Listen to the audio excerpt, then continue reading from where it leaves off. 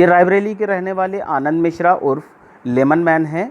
आनंद मिश्रा से lemon man तक का इनका सफ़र दिलचस्प भी है और युवाओं के लिए प्रेरणा का स्रोत भी। ये कभी मल्टीनेशनल कंपनी में लाखों का पैकेज पाते थे, लेकिन एक दिन इन्होंने वो नौकरी छोड़ दी और लौटकर गांव आ गए।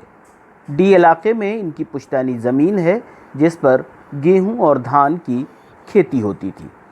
इस पारंपरिक खेती से गेहूं और चावल उतना ही मिलता था जिससे साल भर परिवार के लोग गेहूं और चावल खा सकें।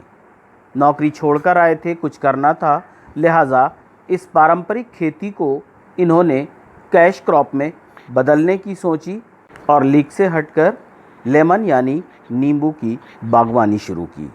इससे न केवल खुद आनंद मिश्रा को रोज़गार मिला बल्कि आसपास के गांव वाले भी रोज़गार पाने लगे। छोटे छोटे खर्चे थे तो घर वालों पूरा नहीं कर पाते थे, इस वजह से मुझे बहुत दिक्कत हुई थी। अब क्या अंतर आया?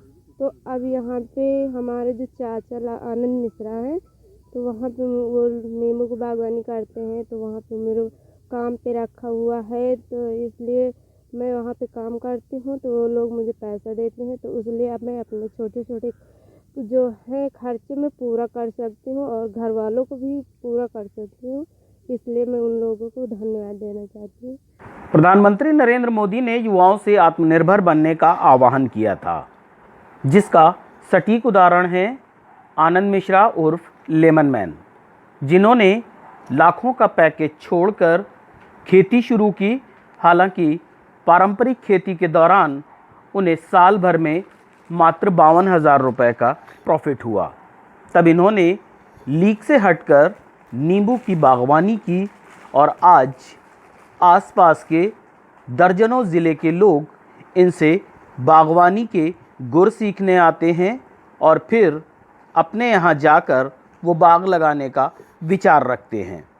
आनंद मिश्रा कहते हैं कि वो दिन दूर नहीं जब प्रदेश में हज़ारों बीघे में नींबू की खेती होगी और जगह जगह खेती से लोग आत्मनिर्भर बनते नज़र आएंगे।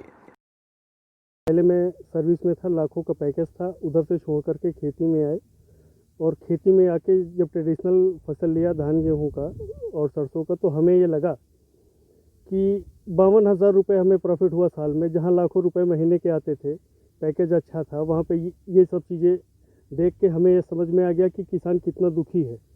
उस दुख को दूर करने के लिए हमने ये नींबू की बागवानी की है। आज देश के सैकड़ों किसान भारत के अलग अलग कोने से हमारे यहाँ विजिट कर चुके हैं। रायबरेली, सुल्तानपुर, प्रतापगढ़, बांदा, बस्ती, बहराइच, अयोध्या, कानपुर देहात, इधर आप सहारनपुर, बरेली, लखीमपुर खीरी, लखनऊ, सीतापुर, बाराबंकी आदि जिलों से पर डे किन्हीं किसानों का आना जाना लगा होता है, जो हमारे यहाँ आकर के बागवानी को देखते हैं, समझते हैं और वो करना चाहते हैं।